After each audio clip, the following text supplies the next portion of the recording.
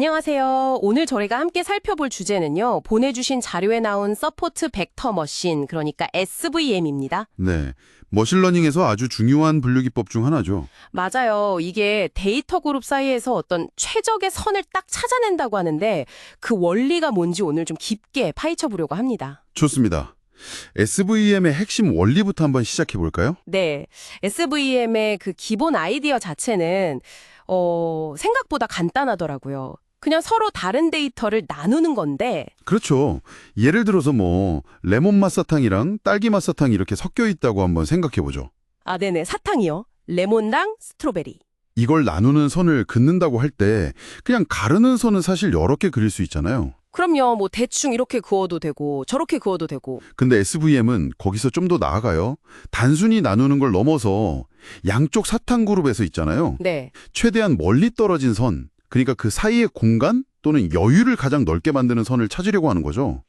최대한 멀리 그 여유 공간을 확보한다고요? 그게 왜 중요한 거죠? 그게 바로 마진이라는 개념인데요.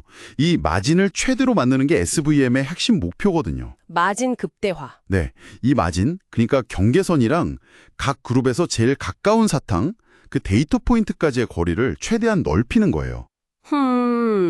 왜 그렇게까지 하죠? 이렇게 여유 공간을 최대로 확보해야 나중에 혹시 새로운 사탕, 새로운 데이터가 딱 나타났을 때 실수 없이 더 정확하게 분류할 가능성이 높아지거든요. 아하, 그러니까 현재 데이터만 잘 나누는 게 아니라 앞으로 들어올 데이터까지 고려해서 가장 안전한 선을 찾는 거군요. 정확합니다. 일종의 미래 예측 성능, 일반화 성능을 높이기 위한 전략인 거죠. 그렇군요.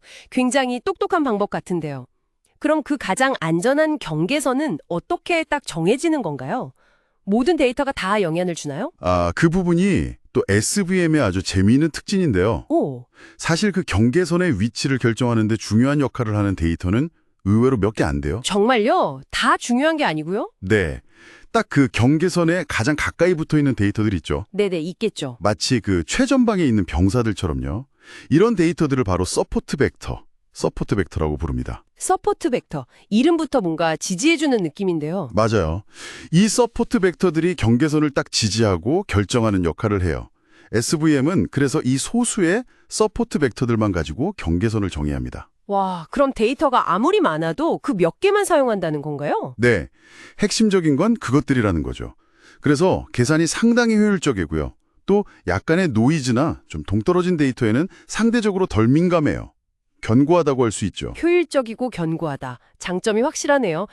그런데 아까 데이터가 아주 많으면 좀 느릴 수도 있다고 하셨잖아요. 네. 그게 좀 역설적인 부분인데요. 서포트 벡터만 사용해서 효율적이긴 한데 데이터 양이 정말 수백만 건 이상으로 아주 많아지면요. 네. 그 중요한 서포트 벡터를 찾아내는 계산 과정 자체가 좀 복잡해질 수 있어요. 그래서 학습 속도가 느려질 수 있다는 단점이 있습니다. 아하, 그렇군요. 장점과 단점이 같이 있네요. 알겠습니다. 그런데 또 궁금한 게 생겼어요. 데이터가 항상 그렇게 직선 하나로 딱 나눌 수 있게 돼 있진 않잖아요. 그렇죠. 아주 중요한 포인트입니다. 예를 들어서 아까 그 사탕이 레몬 맛이 가운데 동그랗게 모여 있고 딸기 맛이 그 주변을 이렇게 도넛 모양으로 둘러싸고 있다면요. 네, 그런 경우. 직선 하나로는 절대 못 나누잖아요. 이럴 땐 SVM은 못 쓰는 건가요? 바로 그럴 때 SVM의 진짜 강력한 무기가 등장합니다. 바로 커널 트랙이라는 건데요. 커널 트릭. 뭔가 마법 같은 이름인데요. 네, 실제로 좀 마법 같아요. 아이디어가 정말 기발하거든요. 원래 공간, 예를 들어 2차원 평면에서는 직선으로 도저히 못 나누는 데이터를요. 네. 마치 차원을 늘려서 보는 것처럼 더 높은 차원의 공간으로 데이터를 보내는 거예요. 매핑한다고 하죠. 더 높은 차원으로요? 그게 어떻게 가능하죠? 상상을 좀 해보면 쉬운데요. 아까 그 도넛 모양 사탕 있잖아요. 평평한 2차원 접시 위에선 직선으로 가르기 힘들죠. 그렇죠. 그런데 여기에 높이라는 세 번째 축을 추가하는 거예요. 예를 들어서 중심에서의 거리를 기준으로 안쪽 레몬 사탕은 낮게 두고 바깥쪽 딸기 사탕은 높이 띄운다고 생각해 보세요. 뭔가 입체적으로 만드는 거네요. 네, 그렇게 3차원 공간으로 펼쳐보면 이전에는 불가능했던 평면 하나로 데이터로 두 그룹을 깔끔하게 나눌 수 있게 되는 경우가 많아요. 오, 신기하네요. 근데 그렇게 고차원으로 데이터를 실제로 다 옮기려면 계산이 엄청 복잡해지지 않나요? 바로 그게 커널 트릭의 마법입니다. 실제로 데이터를 고차원으로 보내는 복잡한 계산을 안 해요. 네, 안 한다고요? 네.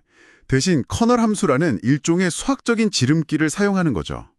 이 함수를 쓰면 계산은 원래의 저차원 공간에서 하면서도 결과는 마치 고차원 공간에서 데이터를 분리한 것과 똑같이 얻을 수 있어요. 와, 계산은 저차원에서 결과는 고차원 효과를 본다라. 대단한데요. 그렇죠. 이 커널 트릭 덕분에 SVM이 아주 복잡한 비선형 문제까지도 효과적으로 풀 수 있는 겁니다. 정말 강력한 기능이네요. 근데 혹시 이런 커널 트릭에도 단점이나 좀 주의할 점 같은 게 있을까요? 물론 있습니다. 커널 트릭은 강력하지만 어떤 종류의 커널 함수를 쓸지, 또 관련 파라미터 값들을 어떻게 설정하느냐에 따라서 성능이 크게 달라질 수 있어요. 그래서 좀 섬세한 조정이 필요하죠. 아, 설정이 중요하다. 네. 그리고 또 하나는 특히 복잡한 커널을 사용하면 모듈이 내부적으로 어떤 계산을 해서 그런 결정을 내렸는지 우리가 직관적으로 이해하기가 좀 어려워질 수 있어요. 소위 블랙박스 문제라고 하는 거군요. 맞습니다. 성능은 좋은데 왜 그런 결과가 나왔는지 설명하기는 좀 까다로울 수 있다는 거죠. 그렇군요. 그럼 정리를 한번 해보면요. SVM은 가장 안전한 경계선, 즉 마진을 최대화해서 분류 정확도를 높이고 네. 또 서포트 벡터라는 핵심 데이터만 활용해서 효율적이면서도 노이즈에 강하고 그렇죠. 그리고 커널 트릭이라는 기법으로 직선으로 나눌 수 없는 복잡한 데이터까지 잘 다룬다 이런 장점들이 있네요. 네, 맞습니다. 하지만 데이터가 아주 많을 때는 학습 속도가 좀 느릴 수 있고 어떤 커널을 쓸지 파라미터를 어떻게 정할지 신중해야 하고 모듈 해석이 어려울 수도 있다 이런 점들도 고려해야 하고요. 정확하게 요약해 주셨네요. 이런 특징들 때문에 이미지 인식이라든지 아니면 생물정보학 같은 다양한 분야에서 아주 유용하게 쓰이고 있습니다. 네, 오늘 서포트 벡터 머신에 대해서 아주 깊이 있게 알아봤습니다. 단순히 선을 긋는 걸 넘어서 가장 안전한 경계를 찾는다는 그 아이디어 자체가 상당히 흥미로웠습니다. 네, 그렇죠. 마진 최대화라는 개념이 핵심이죠. 여기서 이제 마지막으로 이런 질문을 던져볼 수 있을 것 같아요. 우리가 일상에서 마주하는 여러 복잡한 문제들 있잖아요.